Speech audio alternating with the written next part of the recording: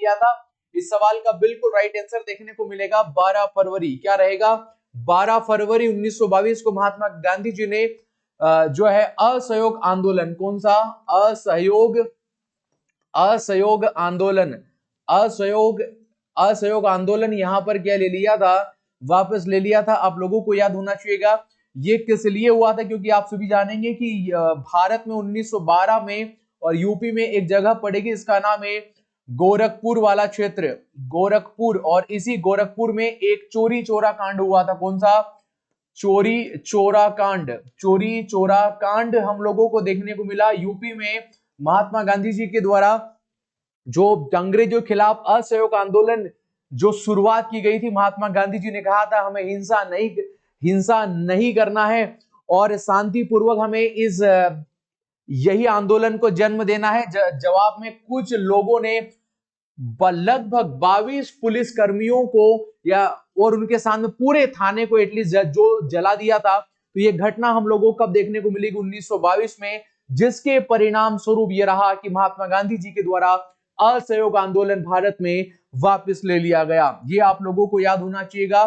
देखिएगा 1917 में हम लोग बात करेंगे महात्मा गांधी जी के द्वारा चंपारण आंदोलन। कौन सा?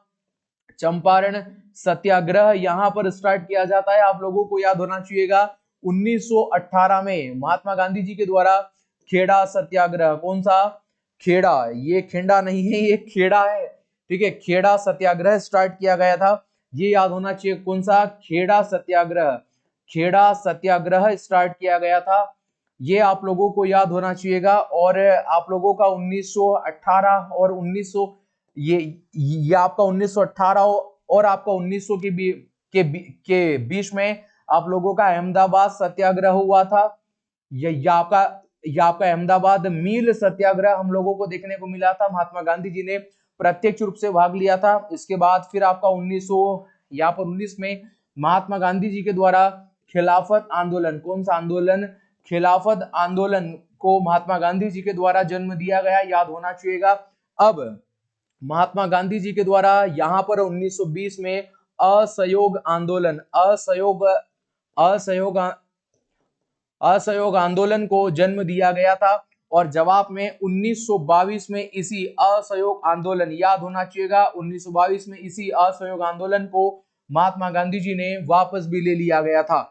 अगर आप लोगों से सवाल पूछेगा महात्मा गांधी जी का पहला प्रत्यक्ष किसान आंदोलन कौन था, तो खेड़ा सत्याग्रह। ये महात्मा गांधी जी के द्वारा पहला किसान सत्याग्रह, मतलब कहने का मतलब है कि महात्मा गांधी जी ने पहली बार प्रत्यक्ष रूप से किसी आंदोलन में या किसी सत्याग्रह में भाग लिया था। तो वो कौन सा देखने को मिला? 1918 का खेड़ा सत्याग्रह देखने को मिला। यदि सवाल पूछेगा महात्मा गांधी जी ने किस मूवमेंट में या कौन से जो सत्याग्रह में या किसकी मांग को लेकर महात्मा गांधी जी पहली बार भूख हड़ताल पर बैठे थे, तो जवाब हो जाएगा ये मील सत्याग्रह। यहां पर महात्मा गांधी पहली बार क्या बैठे थे? भूख हड़ताल का उन्होंने सहारा लिया था, भूख हड़ताल पर वो यहां पर बैठे थे। तो ये सभी कहीं ना कहीं बातें महत्वपूर्ण पड़ जाती है यदि हम लोग महात्मा गांधी जी के बारे में पढ़ते हैं। और वहीं पर 1900 यहां पर हम लोगों को 1919 में रोले एक्ट, कौन सा? रोले एक्ट देखने को मिला हम लोगों ने, मैंने आप लोगों से कहा था। इसके बाद 1928 में हम लोगों को साइमन कमीशन क्या देखने को मिला? साइमन कमीशन देखने को मिला, आप लोगों को याद होना चाहिएगा। और जवाब में 1932 में महात्मा गांधी जी के द्वारा एक हरिजन सेवा संघ की महात्मा गांधी जी के द्वारा स्थापना की गई। तो ये सारी बातें आप लोगों को याद होना चाहिएगा। मैं मान के चलूंगा आप अच्छे तरीके से इनको लिखेंगे और इनका रिवीजन भी करेंगे। देखिएगा एक बार पुनः हम सभी मिलकर रिवीजन करेंगे। असहयोग आंदोलन वापस लिया गया 22 फरवरी 1922 में। इसके बाद गोरखपुर में चोरी चोरा कांड की घटना देखने को मिली। 1917 में चंपारण हमें आंदोलन देखने को मिला, खेड़ा सत्याग्रह। फिर आपका 1918-19 मील सत्याग्रह। 1919 में खिलाफत आंदोलन महात्मा गांधी जी के द्वारा स्टार्ट किया गया। या ये जो खिलाफत आंदोलन थे इसके जो अध्यक्ष के तौर पर महात्मा गांधी जी यहाँ पर चुने गए थे। इसके बाद असहयोग आंदोलन जो है ये 22 में वापस यहाँ पर 20 में स्टार्ट किया गया था, 22 में वापस ले लिया गया। रोलेट एक्ट भारत में आप लोगों का कब आया? जवाब होगा 1919 में। और आपका 1928 में साइमन कमीशन, 1932 में हरिजन सेवा संघ यहाँ पर किया गया। ये कंप्लीट डाटा आप सभी को याद होना चाहिए। मैं मान के चलूंगा आप लोग महात्मा गांधी के ऊपर जितने भी यहाँ पर प्रश्न बने हैं आप सभी यहाँ पर याद करोगे। और वहीं पर महात्मा गांधी जी से संबंधित आप लोगों को एक हिंद स्वराज, कौन सी पुस्तक दोस्तों? हिंद स्वराज। हिंद स्वराज कौन सा दोस्तों? हिंद स्वराज। सत्य पर प्रयोग, सत्य पर मेरे प्रयोग, सत्य पर मेरे प्रयोग, सत्य पर मेरे प्रयोग। नवजीवन कौन सा दोस्तों? नवजीवन। नवजीवन के बाद में ग्राम स्वराज कौन सा दोस्तों? ग्राम स्वराज। ये महात्मा गांधी जी के द्वारा लिखी गई प्रसिद्ध बुक थी, यानी पुस्तकें थी। ये भी आप लोगों को यहाँ पर याद होना चाहिएगा। तो मैं मान के चलूंगा आप लोगों को जितना मैंने कंप्लीट पहले वाले सवाल में डाटा बताया है आप लोग अच्छे तरीके से लिखेंगे और कल आप लोग क्लास में सभी विद्यार्थी इसको याद करके आएंगे। ठीक है, चलिएगा सवाल नंबर 2 पर चर्चा करेंगे। और सवाल नंबर 2 सवाल देखने को मिलेगा 1857 क्रांति में बरेली से क्रांतिकारी का नेतृत्व कौन ने किया था? आप सभी जानेंगे भारत में पहला, यदि हमें यानी ब्रिटिशर्स के खिलाफ यदि कोई आंदोलन देखने को मिला वो था रिवोल्ट 1857 क्रांति। यानी 1857 क्रांति में कई प्रकार के क्रांतिकारी वीरों ने प्रत्यक्ष या अप्रत्यक्ष रूप से भाग लिया था। अंग्रेजों के खिलाफ सबसे बड़ा जो पहला आंदोलन खड़ा हुआ था वो यही था, जिसको हम लोग जो बोलते हैं भारत का पहला स्वतंत्रता संग्राम जो कहा जाता है वो रिवोल्ट इन 1857 इन 1857 की क्रांति को कहा जाता है। 1857 की क्रांति में उन वीरों का हमेशा बलिदान आज वर्तमान के समय में भी याद रखा जाता है, क्योंकि आप लोगों को याद होना चाहिएगा 1857 की क्रांति जो है इस समय वायसराय कौन था? वायसराय कौन था? आप लोगों को याद होना चाहिएगा लॉर्ड कैनिंग। कौन बना था? Lord Canning. अगर आप सवाल पूछेगा कि 1857 की क्रांति हुई थी उस समय वायसराय कौन था? लॉर्ड कैनिंग बना था। आप लोगों को याद होना चाहिएगा। और ये 1857 क्रांति स्टार्ट कब हुआ था भारत में? 10 मई 1857 को यह विद्रोह पूर्ण रूप से यह विद्रोह ब्रिटिशर खिलाफ प्रारंभ हो चुका था। और वहीं पर नाना साहेब, कौन दोस्तों? नाना साहेब ने प्रत्यक्ष रूप से नागपुर, कहां पर दोस्तों? नागपुर से भाग लिया। और वहीं पर दोस्तों यहां पर है दोस्तों खान बहादुर खान साहब ने कहां से भाग लिया था? बरेली से। कहां से दोस्तों? बरेली से भाग लिया था। और वहीं पर कुंवर सिंह, कौन दोस्तों? कुंवर सिंह दोस्तों याद होना चाहिएगा 90 साल के कुंवर सिंह 1857 क्रांति में भाग ले रहे हैं। इतने महान योद्धा कहलाए कुंवर सिंह। इन्होंने पश्चिमी बिहार से मुख्य रूप से 1857 क्रांति में भाग लिया। अगर सवाल पूछेगा दिल्ली, कौन दोस्तों? दिल्ली से अभी हम लोग बात करेंगे बख्त खां। कौन दोस्तों? बख्त खां या फिर बहादुर शाह जफर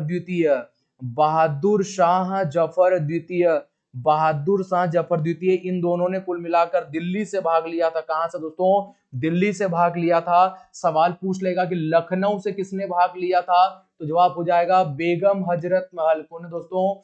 बेगम हजरत महल ने मुख्य रूप से यहां से भाग लिया था। आप लोगों को याद होना चाहिएगा। ठीक है, ये सभी आप लोगों को याद होना चाहिएगा। नाना साहेब, खान बहादुर खान और वहीं पर जो है कुंवर सिंह, बख्त खां याद होना चाहिए। अगर सवाल पूछेगा कि लास्ट मुगल शासक बहादुर शाह जफर जो द्वितीय था दोस्तों, ये बहादुर शाह जफर 1857 की क्रांति में अंतिम मुगल शासक था। अब यहां पर लिख सकते हैं अंतिम मुगल शासक जो था उस शासक का क्या नाम था? उस शासक का नाम था बहादुर शाह जफर द्वितीय। अब ये जो बहादुर शाह जफर द्वितीय था इसका सेनापति कौन था दोस्तों? इसका सेनापति आप लोगों से पूछेगा सेनापति कौन था, तो सेनापति कौन था? बख्त खां। कौन था दोस्तों? बख्त खां। कुंवर सिंह, ये आप लोगों को अगर सवाल पूछ लेगा 1857 क्रांति में जो मुगल काल का जो सेनापति था वो कौन था दोस्तों? बख्त खां। और बहादुर शाह जफर अंतिम शासक था जो मुगल का, जिसने क्या किया था दोस्तों? 1857 क्रांति में दिल्ली से मुख्य रूप से भाग लिया था। सवाल पूछेगा झांसी से, कौन से दोस्तों? झांसी से जो कौन ने भाग लिया दोस्तों? तो याद होना चाहिए रानी लक्ष्मीबाई। कौन ने भाग लिया? हमारी वीरांगना रानी रानी लक्ष्मीबाई ने प्रत्यक्ष रूप से 1857 क्रांति में भाग लिया था। तो ये सब आप लोगों को यहाँ पर कंप्लीट डाटा, कंप्लीट तो नहीं है, कंप्लीट तो आप सभी जानते हैं ऑफलाइन में ही में हम लोग पढ़ते हैं, अच्छे तरीके से पढ़ाते हैं। ये वो डाटा है जो एटलीस्ट आप कहीं कहीं किसी संस्थान में कोचिंग नहीं भी जाते हैं तो यदि आप लोग पढ़ के चले जाएंगे, अगर इस प्रकार का डाटा आया तो आप लोगों का जरूर भला होगा। मैं इस बात को नहीं बोल रहा हूं, मैं फिर इस बात को दोहरा रहा हूं, मैं ये नहीं बोल रहा हूं कि यही डाटा आएगा, मैं फिर बता रहा हूं। लेकिन हाँ, जितना भी मैं उस सवाल में कंटेंट आप लोगों को दे सकता हूं वो पढ़ाता हूं। बाकी बेहद तरीके से हम 100% अगर आप चाहते हैं कि अगर आपको पूरी बातें जितनी टीचर पढ़ाता है उतनी आए तो ऑफलाइन सेंटर में आप सभी का स्वागत करूंगा। लेकिन ये भी किसी ऑफलाइन से कम नहीं है, ठीक है। मैं जो पढ़ा रहा हूं ना, आप लोग देखना, कोई पढ़ाता है और हम पढ़ाते हैं, अलग लेवल है भाई। चलो सवाल नंबर 3 पर चर्चा करेंगे। और सवाल नंबर 3 फिर से वही सवाल है, क्योंकि मैं सवाल इसलिए डालता हूं वो सवाल बार बार रिवीजन हो जाए, रिपीट हो जाए। ओम प्रकाश माथुर, आप लोगों को याद होगा ओम प्रकाश माथुर किस राज्य के राज्यपाल हैं? तो ये सिक्किम के। कौन सिक्के बनाए गए? सिक्किम के। पिछली क्लास में सवाल था पर सभी ने कमेंट सेक्शन में इन सभी राज्यों के गवर्नर का नाम नहीं बताया था। आज जितने क्लास में जितने विद्यार्थी वीडियो देख रहे हैं, मैं प्लीज चाहूंगा आप सभी सवाल कमेंट सेक्शन में दें। इन सभी राज्यों के गवर्नर का नाम मुझे कमेंट सेक्शन में चाहिएगा। आइए सवाल नंबर 4 पर चर्चा करेंगे। करंट अफेयर से रिलेटेड जो मैं पैटर्न बता रहा हूं उसी पैटर्न का सवाल आएगा। जलवायु परिवर्तन प्रदर्शन सूचकांक में 2025 में भारत का स्थान कौन सा है दोस्तों? 7वां। कौन सा स्थान प्राप्त किया है भारत ने? 7वां यहाँ पर स्थान प्राप्त किया है। ये आप लोगों को याद होना चाहिएगा। ऑप्शन नंबर कौन सा हो जाएगा? ऑप्शन नंबर हो जाएगा यहां पर हम लोगों को बी देखने को मिलेगा। और वहीं पर भूखमरी भूखमरी भूखमरी सूचकांक में यदि सवाल पूछेगा, सूचकांक में भारत का कौन सा स्थान हो जाएगा? तो जवाब हो जाएगा 105 वाला स्थान हो जाएगा। ये आप लोगों को याद होना चाहिएगा। और वहीं पर भ्रष्टाचार धारणा सूचकांक में 93 वाली हमारी रैंक है। ये आप लोगों को याद होना चाहिएगा, 93 वाले स्थान पर है। बेहद ज्यादा भ्रष्टाचार है हमारे भारत में, ये इस बात को दर्शाता है, ठीक है, ये इस बात को दर्शाता है, आप लोगों को याद होना चाहिएगा। और वहीं पर पर्यावरण प्रदर्शन जो है सूचकांक में भारत की रैंक। ये सवाल आप लोगों को कमेंट सेक्शन बताना, इतने ज्यादा एक साथ नहीं पढ़ेंगे वरना बेहोश हो जाओगे, ठीक है। बट एटलीस्ट 2 पढ़ो, तीसरा आप लोगों को कमेंट सेक्शन में जवाब देना है, ठीक है। मैं तो सारा ही लिखा सकता हूं, सारा ही आप लोगों को बता दूंगा। सवाल नंबर 5 पर बढ़ेंगे। और सवाल नंबर 5 जो है ये इंपोर्टेंट डेज जो है पहले भी आप लोगों को जो दर्शाए गए थे याद होना चाहिएगा। विश्व साइकिल दिवस जून माह के 3 जून को ही सेलिब्रेट किया जाता है। विश्व खाद्य दिवस 7 जून को, कब? 7 जून को सेलिब्रेट किया जाता है। विश्व महासागर दिवस 8 जून को ही सेलिब्रेट किया जाता है। विश्व बाल श्रम दिवस 12 जून को। और विश्व रक्तदान दिवस 17 जून को सेलिब्रेट किया जाएगा। और विश्व योग दिवस कौन दोस्तों? विश्व योग दिवस। और विश्व योग दिवस 21 जून को, कब दोस्तों? 21 जून को यहाँ पर सेलिब्रेट किया जाता है। ये आप लोगों को यहाँ पर याद होना चाहिएगा। हम फिर से रिपीट करेंगे, इस प्रकार के डाटा इंपोर्टेंट पड़ेगा हमारे एग्जाम में। और देखो विश्व साइकिल डे हम लोग 3 जून को सेलिब्रेट कर रहे हैं। विश्व खाद्य सुरक्षा दिवस 7 जून को। विश्व महासागर दिवस 8 जून को। विश्व बाल श्रम निषेध दिवस है 12 जून को। विश्व रक्तदाता दिवस है और 14 जून को हम सभी मिलकर सेलिब्रेट कर रहे हैं। मान के चलूंगा आप लोग अच्छे तरीके से लिखेंगे, इसको पढ़ेंगे और अपने सपने को यकीन मानिएगा आप सभी पूरा करेंगे। आइए सवाल नंबर 6 पर हम लोग आगे बढ़ेंगे। यक्षगान नृत्य का संबंध किस राज्य से है? फर्स्ट ऑप्शन तमिलनाडु से देखने को मिलेगा। अच्छा, केरल, कर्नाटक, आप सभी जानेंगे कि सीधा कर्नाटक से ही संबंधित देखो दोस्तों यक्षगान यहाँ का एक प्रमुख नृत्य हमें देखने को मिलेगा। इसका नाम देखने को मिलेगा, जवाब हो जाएगा यक्षगान। क्या नाम होगा? यक्षगान हम लोगों को देखने को मिलेगा। यक्षगान यहाँ का है कर्नाटक का। और कर्नाटक के बाद में आप लोगों को याद होना चाहिएगा कर्नाटक का यही हमें मुख्य रूप से देखने को मिलेगा। अच्छा, अगर मैं बात करेंगे मणिपुर का एक शास्त्रीय नृत्य जिसका नाम है मणिपुरी, ये याद होना चाहिएगा, मणिपुरी शास्त्रीय नृत्य। केरल का आप सभी जानते हैं मोहिनी अट्टम। कौन सा? मोहिनी अट्टम। और कथकली। और कथकली ये आप लोगों को याद होना चाहिएगा। इसका नाम है कथकली। कथकली और मोहिनी अट्टम ये याद होना चाहिएगा। तमिलनाडु, तमिलनाडु का भारतनाट्यम, कौन सा?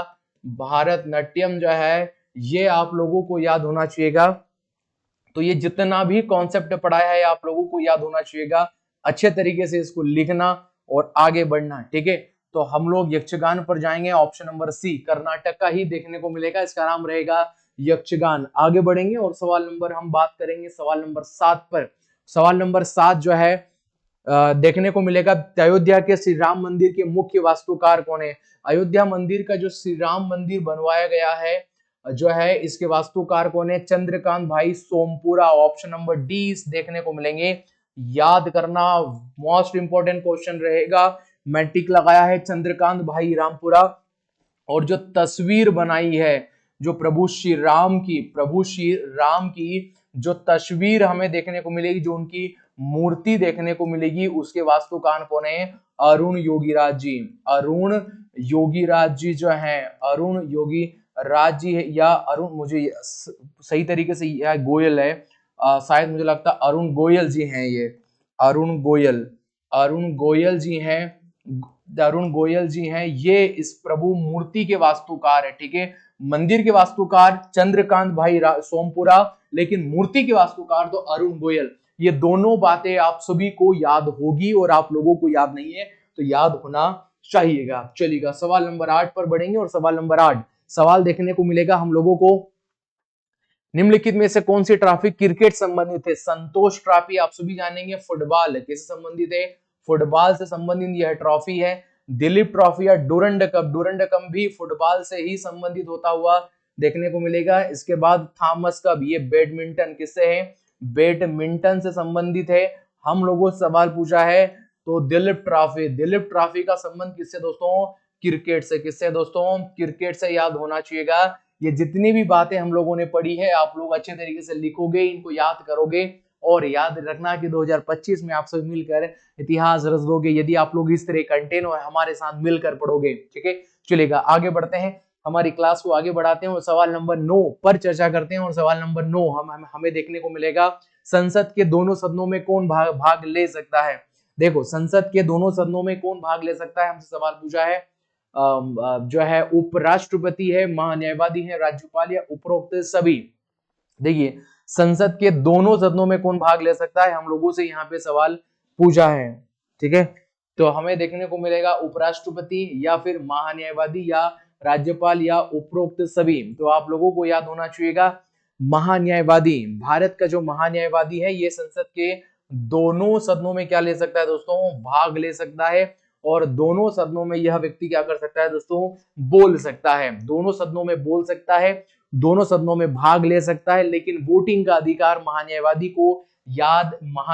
को नहीं दिया गया है। याद होना चाहिएगा। भारतीय संविधान में आर्टिकल 76 में जो है वो महान्यायवादी हम लोगों को देखने को मिलेगा। चलिएगा आगे बढ़ेंगे और आगे बढ़ने के बाद में सवाल नंबर 10 पर हम बढ़ेंगे। और सवाल नंबर 10 देखने को मिलेगा, प्रथम परमाणु परीक्षण कोड क्या था? आप सभी जानेंगे कि भारत में पहली बार 1974 में जो है परमाणु परीक्षण किया गया। उस समय जो प्रधानमंत्री थी श्रीमती इंदिरा गांधी जी थी। पहली बार परमाणु परीक्षण किया गया। और स्माइलिंग बुद्धा क्या नाम रखा गया था? स्माइलिंग बुद्धा वो कोडवर्ड यहाँ पर रखा गया था, आप लोगों को याद होना चाहिएगा। उसके बाद 1998 में यहाँ पर ऑपरेशन विजय, कौन सा? ऑपरेशन शक्ति, कौन सा? ऑपरेशन शक्ति। और ये ऑपरेशन शक्ति जो था ये कब चलाया गया था? 98, जब भारत में सेकंड या दूसरा जो है परमाणु परीक्षण किया गया था। दूसरा परमाणु जो है परीक्षण यहाँ पर किया गया था। आप लोगों को याद होना चाहिएगा, ये दोनों बातें याद होना चाहिएगा। स्माइलिंग बुद्धा जब पहली बार परमाणु परीक्षण किया गया था उसका नाम हुआ करता था स्माइलिंग बुद्धा, लेकिन जो सेकेंड टाइम्स किया गया था उसका नाम हुआ करता था ऑपरेशन शक्ति, जो है 1998 में जब किया गया था, ठीक है। वो आप लोगों को याद होना चाहिए। सवाल नंबर 11 पर चर्चा करेंगे। और सवाल नंबर 11 देखने को मिलेगा, कार्य संचालन समिति के अध्यक्ष कौन थे? आप सभी से संचालन समिति के अध्यक्ष पूछा है तो याद होना चाहिएगा डॉक्टर राजेंद्र प्रसाद। कौन थे दोस्तों? डॉक्टर राजेंद्र प्रसाद कार्य संचालन समिति के सदस्य थे। तो ऑप्शन नंबर हम लोग बी पर जाएंगे। और वहीं पर जो प्रारूप समिति बनी थी, कौन दोस्तों, जो मुख्य रूप से जो प्रारूप समिति बनी थी, इसी प्रारूप समिति के अध्यक्ष कौन थे, तो याद होना चाहिए डॉक्टर भीमराव अंबेडकर साहब उसी प्रारूप समिति के मुख्य रूप से अध्यक्ष यहाँ पर चुने गए थे। आइए आगे बढ़ते हैं, सवाल नंबर 12 पर चर्चा करेंगे। और सवाल नंबर 12 आप पढ़ें, जवाब का दे, इससे पहले 1 मिनट पानी पिएंगे।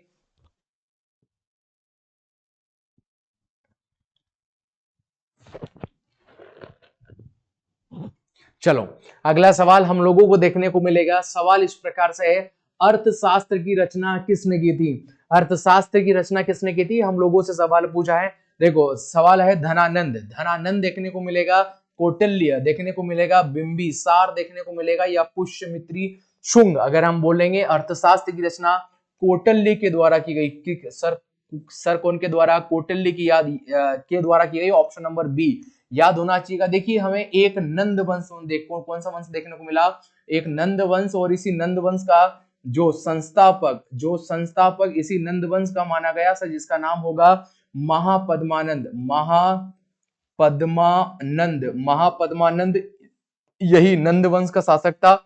और इसका जो लास्ट शासक देखने को मिला वो हमें धनानंद, कौन देखने को मिला, धनानंद देखने को मिला। अब ये जो धनानंद हुआ करता था, इसी धनानंद की हत्या जो है वो किसके द्वारा की गई, तो जवाब हो जाएगा चंद्रगुप्त मौर्य के द्वारा, चंद्रगुप्त मौर्य के द्वारा इसी धनानंद की हत्या की गई। और जब बाद में जब चंद्रगुप्त मौर्य के द्वारा धनानंद की हत्या कर दी जाती है, उसके परिणाम स्वरूप बाद में आगे चलकर हम लोगों को एक मौर्य वंश की स्थापना देखने को मिली। कौन से वंश की, मौर्य वंश की स्थापना देखने को मिली, जिसका संस्थापक चंद्रगुप्त मौर्य देखने को मिला। कौन देखने को मिला, चंद्रगुप्त मौर्य हम लोगों को देखने को मिला। और जिसके दरबार में इसी के प्रधानमंत्री, फिर यही जब राजा बन गया तो इसके प्रधानमंत्री या इसके वजीर नियुक्त किए गए थे विष्णुगुप्त। कौन नियुक्त किए, विष्णुगुप्त नियुक्त किए, जो आज वर्तमान में हम सभी उन्हें चाणक्य के नाम से जानते हैं। तो ये जो चाणक्य थे ये वही थे जिनके द्वारा जो है कौटिल्य, अर्थशास्त्र की रचना किसके, कौटिल्य, या आप इन्हें चाणक्य कहे, क्या कहें यहाँ पर, चाणक्य कहे या कौटिल्य कहे, आप लोगों को याद होना चाहिएगा। और वहीं पर चंद्रगुप्त द्वितीय के समयकाल में मेगस्थनीज, कौन दोस्तों, मेगस्थनीज एक विदेशी व्यक्ति भारत में आया था। कौन दोस्तों, मेगस्थनीज। और इसी मेगस्थनीज के द्वारा एक बुक लिखी गई थी और इसी बुक का नाम था इंडिका। क्या नाम था, इंडिका। इसी के द्वारा एक बुक लिखी जाती है, आप लोगों को यहाँ पर याद होना चाहिएगा, अच्छे तरीके से आप लोगों को याद होगा। अब हम लोग बात करेंगे बिंबिसार। सर बिंबिसार कौन था, बिंबिसार के ऊपर भी आइए थोड़ा सा प्रकाश डाल लेते हैं, बुरा मान जाएगा बिंबिसार। तो बिंबिसार के बारे में आप सभी को याद होना चाहिएगा कि जो बिंबिसार था, इसी बिंबिसार के बारे में याद होना चाहिएगा। यह संस्थापक या यह संस्थापक मुख्य रूप से हुआ करता था हर्यक वंश का। कौन से वंश का, हर्यक वंश का मुख्य रूप से यह संस्थापक हुआ करता था। तो याद होना चाहिएगा। सर पुष्यमित्री सुंग कौन सा था, तो इसी पुष्यमित्री ने सुंग वंश की आगे चलकर क्या की थी, स्थापना किया था। तो जितनी भी बातें यहाँ पर लिखी हैं आप लोगों को याद होना चाहिएगा, कल तक समझिए आप सभी की बात में। और सवाल नंबर 13 पर हम लोग बढ़ेंगे। और सवाल नंबर 13 जो हम लोगों को देखने को मिलेगा कि पिपली घाट दर्रा किस पर्वतीय भाग में है। कौन सा दोस्तों, पिपली घाट दर्रा, पश्चिमी घाट, पूर्वी घाट, या फिर विंध्याचल घाट, या अरावली घाट। अरावली हमें देखने को मिलेगा, तो ये अरावली में देखने को मिला। कहां पर, अरावली, ये कहां पर सर ये राजस्थान में हम लोगों को देखने को मिलेगी। इसी के अंदर हम लोगों को पिपली घाट, कौन सा, हम लोगों को पिपली घाट एक दर्रा देखने को मिला। कौन सा, पिपली घाट दर्रा देखने को मिलेगा। अब ये जो पिपली घाट दर्रा जो है हम लोगों को देखने को मिलेगा, अगर पूछेगा अरावली पर्वत किस प्रकार का पर्वत है, तो जवाब हो जाएगा अवशिष्ट पर्वत। कौन सा पर्वत, अवशिष्ट पर्वत का उदाहरण जो है हम लोगों को यह पर्वतमाला देखने को मिलेगी। विंध्याचल पर्वतमाला मुख्य रूप से किस राज्य में है, अगर सवाल पूछेगा एग्जामिनर कि विंध्याचल पर्वतमाला मुख्य रूप से किस राज्य में है, तो जवाब हो जाएगा मध्य प्रदेश में। कहां पर दोस्तों, मध्य प्रदेश में यह विंध्याचल पर्वत श्रेणी देखने को मिलेगी। अगर सवाल पूछेगा कि ये जो विंध्याचल पर्वतमाला है ये किस प्रकार का पर्वत है, यह किस प्रकार का पर्वत है, तो जवाब हो जाएगा ब्लॉक पर्वत। कौन सा पर्वत दोस्तों, ब्लॉक पर्वत का एग्जाम्पल है हम लोगों को देखने को मिलेगी।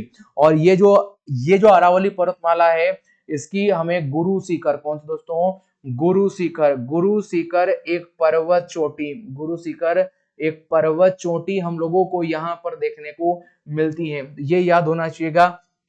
अब आप सभी जानते हैं इसी पश्चिमी घाट को सह्याद्री पर्वत के नाम से, किसके नाम से, सह्याद्री, सह्याद्री पर्वत के नाम से, सह्याद्री पर्वत के नाम से इसे जाना जाता है। यदि आप लोगों से पूछेगा कि जो पश्चिमी घाट है, इसी पश्चिमी घाट को किसके नाम से जाना जाता है, तो जवाब हो जाएगा सह्याद्री पर्वत के नाम से इसे जाना जाता है। ये आप लोगों को याद होना चाहिएगा। मैंने पूरी बातें आप लोगों से की है तो इसके बारे में याद होना चाहिएगा। आइए अगले सवाल की ओर रुख करेंगे और अगला सवाल, राखीगढ़ी किस राज्य में है? सिंधु घाटी सभ्यता का स्थल जो है बेहद ही शानदार है। हर बार ये परीक्षाओं में रिपीट, इससे पहले मैंने आप लोगों को आपके चार ऑप्शन, इससे पहले मैंने आप लोगों को लोथल डाल के दिया था, लेकिन आज राखीगढ़ी है।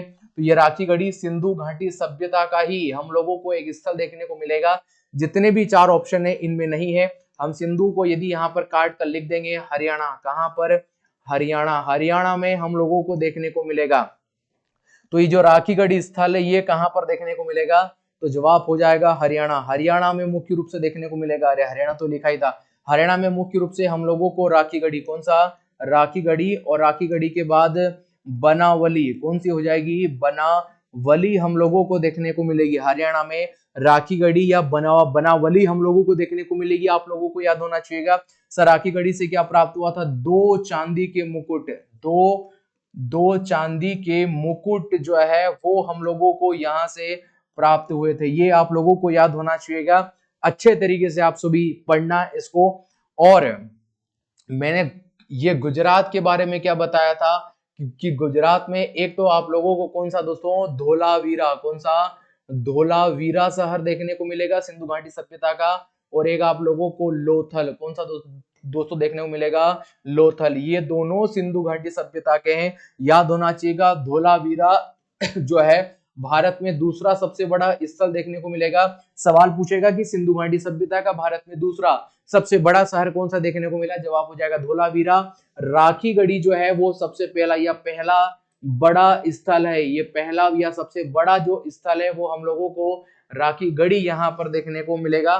लोथल, जो लोथल एक प्रकार का बंदरगाह क्या हुआ करता था, एक प्रकार का मुख्य रूप से हम लोगों को बंदरगाह यहाँ पर देखने को मिला।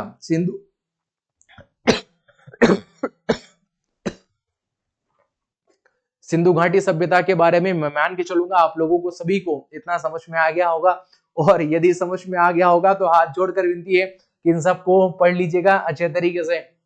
आइए और चर्चा कर लेंगे सिंधु घाटी सभ्यता के ऊपर। चलो सिंधु घाटी सभ्यता से हम आप लोगों से सवाल पूछ लेंगे। सिंधु घाटी सभ्यता से कौन से जानवर की मोहर के बारे में सबसे ज्यादा हमें प्रमाण मिलते हैं। चलिएगा पहला सवाल आप लोगों से यही पूछेगा कि कौन सा जानवर के सर्वाधिक प्रमाण देखने को मिले। आप लोगों से सवाल पूछेगा, आप लोगों या सिंधु घाटी सभ्यता पूछेगा कि सिंधु घाटी सभ्यता का आकार कैसा था, या सिंधु घाटी सभ्यता के सर्वाधिक शहर, सवाल पूछेगा कि सर्वाधिक जो सिंधु घाटी सभ्यता के सर्वाधिक शहर की या जो क्षेत्र है वो किस देश में देखने को मिले। सवाल है सर्वाधिक मोहर पर बेल का चित्रांकन देखने को मिला, याद होना चाहिएगा। सर्वाधिक आकार कैसा था, त्रिकोणीय, कौन सा, त्रिकोणीय आकार हम लोगों को देखने को मिला था। और सर्वाधिक शहर जो है वो हमें भारत में देखने को मिले, कहां पर दोस्तों, भारत में देखने को मिले। तो ये सिंधु घाटी सभ्यता से रिलेटेड आप लोगों को याद होना चाहिएगा।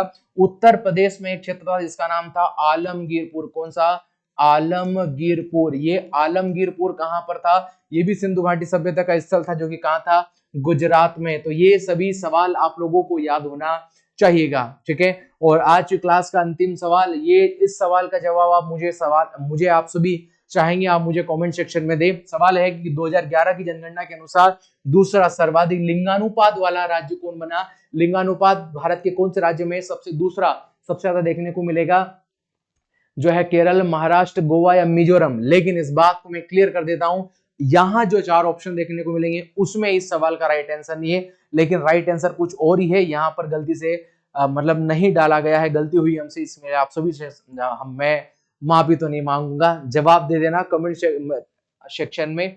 तो 15 सवाल हम लोग पढ़ चुके हैं, यानी प्रैक्टिस सेट नंबर 17 को हम लोगों ने कंप्लीट कर लिया है। मैं चाहूंगा practice set practice set number 17 तक अच्छे तरीके से लिखो और रिवीजन करो, नोट्स बनाओ, कुछ भी करो, लेकिन मुझे 17 कंप्लीट प्रैक्टिस सेट याद हो जाना चाहिए। सोमवार को हम लोग प्रयास करेंगे टेस्ट ले ले, या संडे के दिन आपके लिए कुछ बेहतर प्लान करेंगे। जो भी प्लान रहेंगे मैं सैटरडे वाली क्लास में जरूर बताऊंगा, ठीक है। अच्छे तरीके से पढ़ो लिखो और फौजी बनो, यही शुभकामना आप सभी के प्रति मेरी है। आप सभी मेरे साथ जुड़े इसके लिए आप सभी का धन्यवाद। जय हिंद। मिलते हैं प्रैक्टिस सेट नंबर 18 में।